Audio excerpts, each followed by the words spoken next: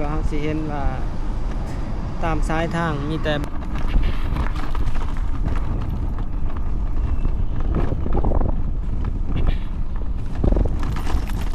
มีการเบิดสุขคนตอนนี้เราอยู่ที่ถนนไกรสอนพรหมวิหารซึ่งว่าอยู่ทางหน้าของหอพิพิธภัณฑ์ฐานไกรสอนเนาะตอนนี้ก็สิพาทุกคนขี่รถเลาะเบิ่งเลาะส้มเส้นทางนี่ออกไปสู่เขตบ้านพระขาวทุกคนมื้อนี้ก็สิพาทุกคนออกไปทางนี้แล้วก็สิพาทุกคนไปเบิ่งเขตพระขาวแถวเขตเส้นทางที่ว่าเขาเจ้าเฮ็ดใหม่เนาะสิพาทุกคนไปเบิ่งซึ่งว่าเส้นทางนี้ก็ถือว่ามีการปูอีกสันหนึ่งทุกคนแล้วก็มีการขยายทางเล็กหน่อยเนาะอยู่ในเขตสำหรับถนนไกรสอนพรหมวิหารเพราะว่าเส้นทางนี้จะเป็นเส้นทางหลักในการนำใส่ที่ว่าจะมีรถเมล์ด่วน BRT แล่นผ่านเนาะลงไปสู่เส้นทางดงโด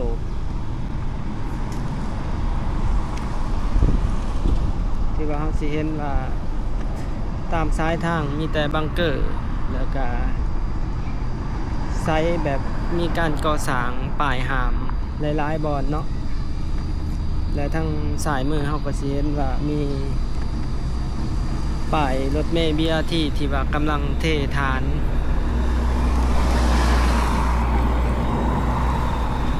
แต่สิพาทุกคนเดี่ยวอยู่แถวเขตนี้เนาะสิพาทุกคนเขาไปเส้นทางรถติดลืมละขี่รถไกลมากแล้วทุกคนเข้าไปสิเดี่ยวกลับคืน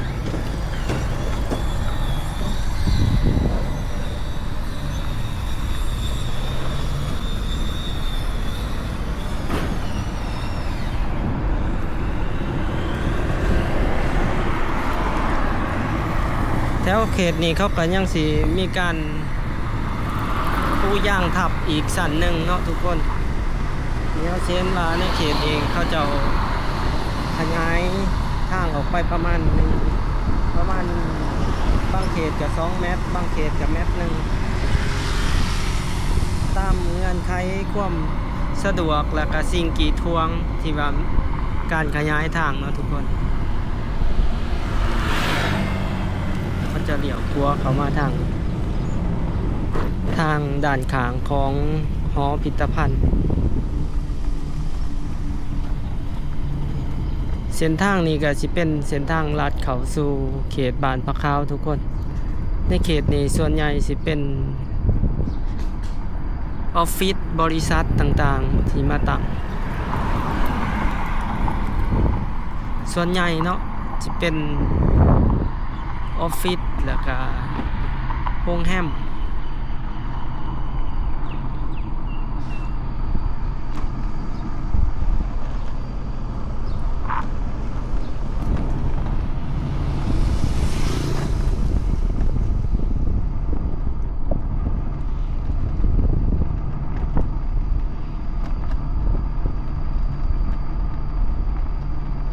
สายมือเขาก็เป็นในเขต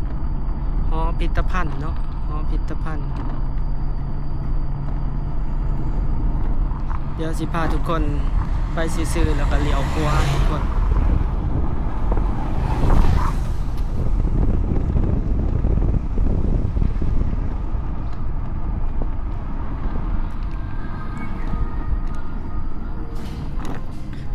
นี่เนาะเส้นทางนี้เฮามาวังเถียวก่อนก็ถือว่ายังบ่ทันแล้วมีการก่อสร้างอยู่มาเท่านี้ก็ถือว่าแล้วทุกคนเส้นทางนี้ก็สิลัดออกไปพุ่นเนาะซอยเขตบ้านสร้างคู่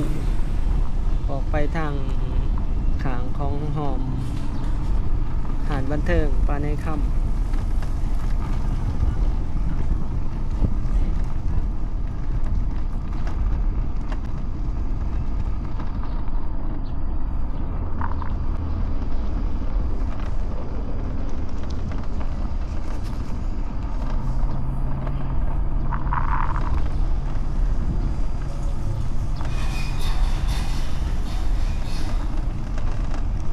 ทุกคนเลาะชมเมืองอีกมุมหนึ่งของเวียงจันทน์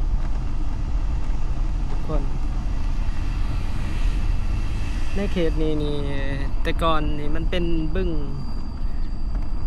ที่ว่ากว้างเนาะบอนนี่แต่ก่อนคนบ่ทันมาอยู่หล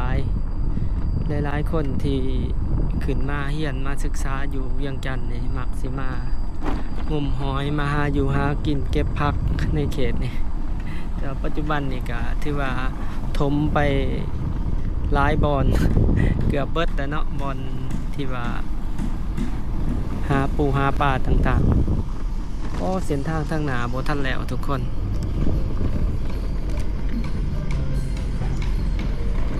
ยังมีการก่อสร้างอยู่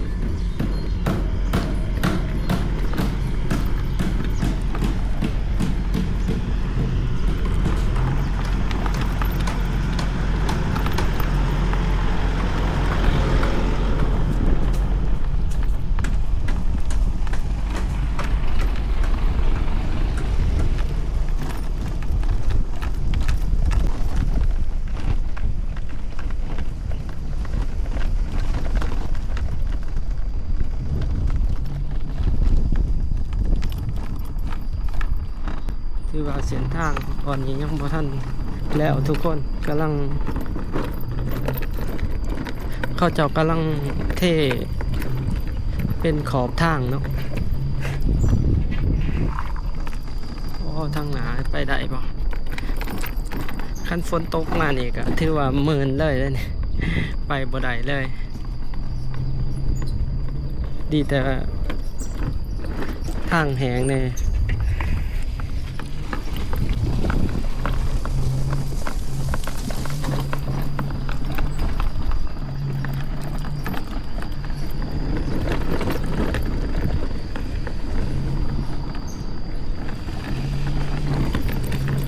ผ้าส้มบานผ้าขาวทุกคนในเขตนี้ก็จะเป็นเขตบานผ้าขาว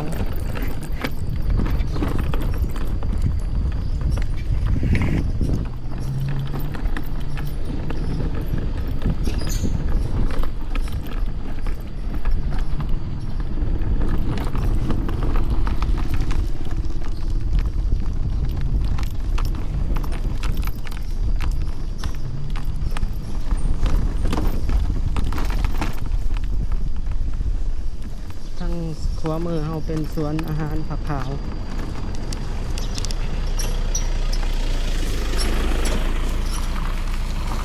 ที่เป็นตูบเนาะทางขางทางขวามือของเราเป็นหาดอาหารเป็นสวนอาหารเนาะเป็นตูบ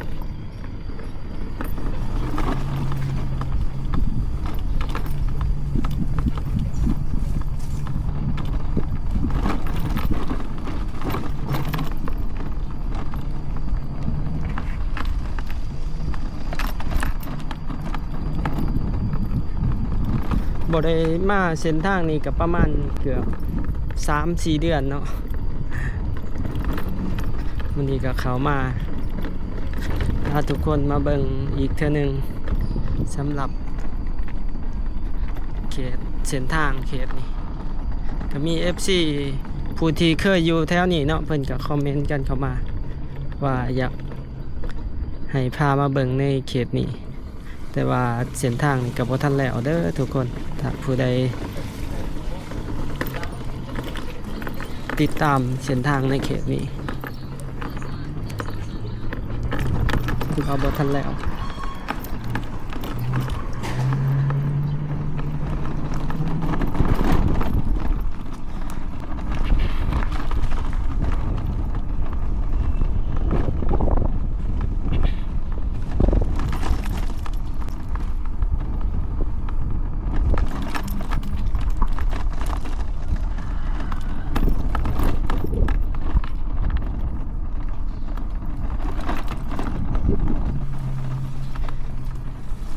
เดี๋ยวขี่ไปเบิ่งกันเนาะว่า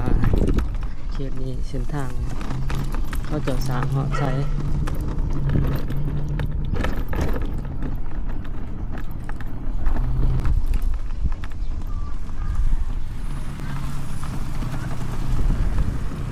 บอนนี้บ่ทันแล้วทุกคนบอนซีแอกนี้เนาะ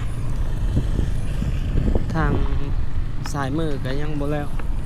ทางนั้นจะออกไปสอดตลาดผักขาวทางสายมือเฮาขวามือก็สิออกไปสอดถนนไกรสอน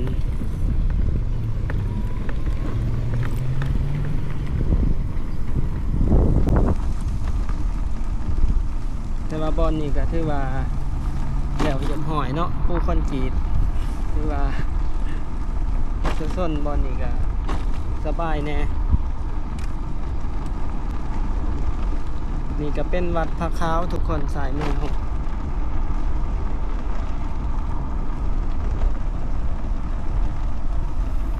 โอ้แถวนี้ดินวางยังลายอีกทุกคนแต่ว่าราคาก็ค่อนข้างแพงนะเดี๋ยวนี้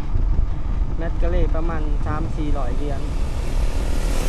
หาติดหน้าทางกับประมาณ600 เหรียญ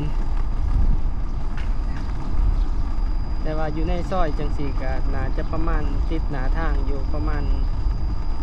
เมตรละ300นี่แหละทุกคนถ้าติดถนนใหญ่ถนนไกลซ้อนก็สิประมาณ600ค่อนข้างแพง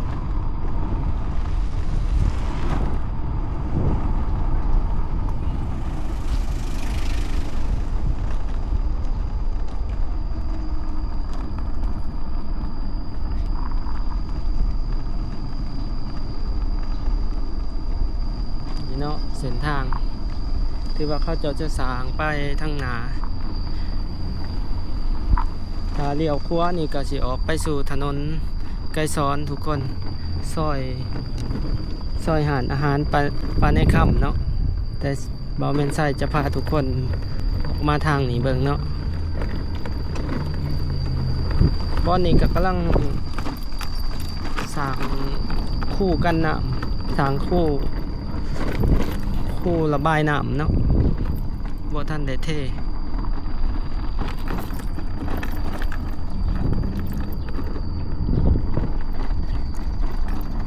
ป่านผักขาวเนาะจะต่อกับป่านสร้างคู่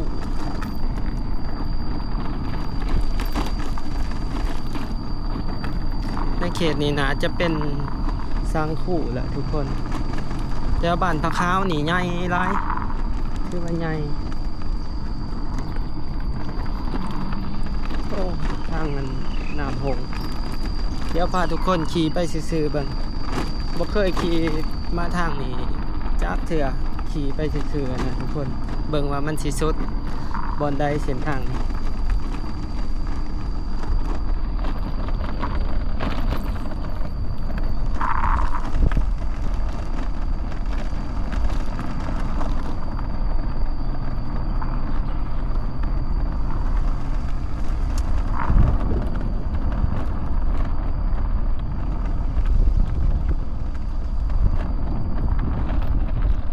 เป็นอีกมุมหนึ่งของเวียงจันทน์เนาะ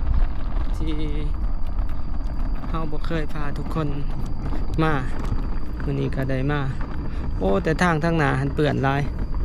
เดี๋ยวไปเบิ่งก่อนถ้าเปื่อนลายก็สิบ่ออกไปก็สิลาดออกโอ้เปื่อนแต่ทุกคน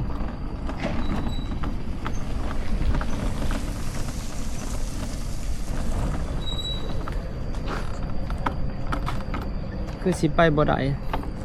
เบิ่งรถแท็กซี่เขาจะตัดสินใจยากอยู่สิไปเดี๋ยวเขาสิออกคืนสิออกกลับมาทางนี้ทุกคนออกไปเส้นทางคอนกรีตผักขาว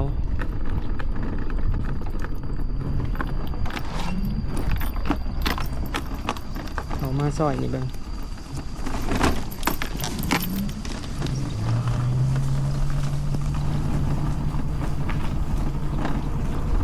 มีหองแถวด้วยแถวนี้โอ้แถวนี้ปูคอนกรีต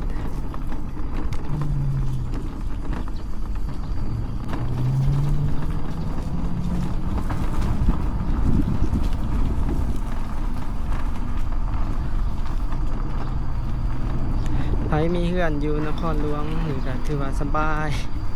ทำมาหากินกะบ่ได้เศร้าเนาะสบายแน่โอ้ตัวนี้เป็นห้องแถวเขาสร้างใหม่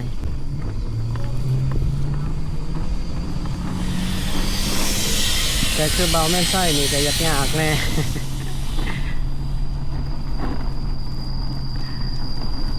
ต้องได้เซาห้องเนาะถือว่ายุ่งยากน้อยๆหนึงเดเฮาออกมานี่ก็สิเจอเส้นทางนี่ทุกคนเส้นทางหนาหอม14บ้านสังคู่หอม4เนาะ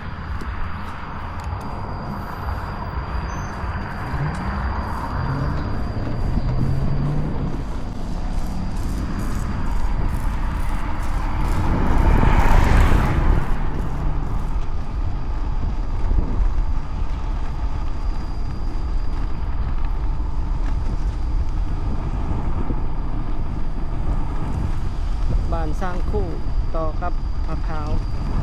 กสิมีอยู่ประมาณนี้ทุกคนสำหรับในคลิปนี้พาทุกคนเบิ่งอีกมุมหนึ่งของเวียงจันทน์ถ้าผู้ใดมักหรืออยากสนับสนุนกันก็อย่าลืมกดไลค์กดแชร์กดซับสไครต์เพื่อเป็นกำลังใจให้กันหน่อยเด้อทุกคนตอนนี้ก็ฝนเริ่มตกแล้วทุกคนมาบนเขาห่มก่อนวันนี้บ๊ายบาย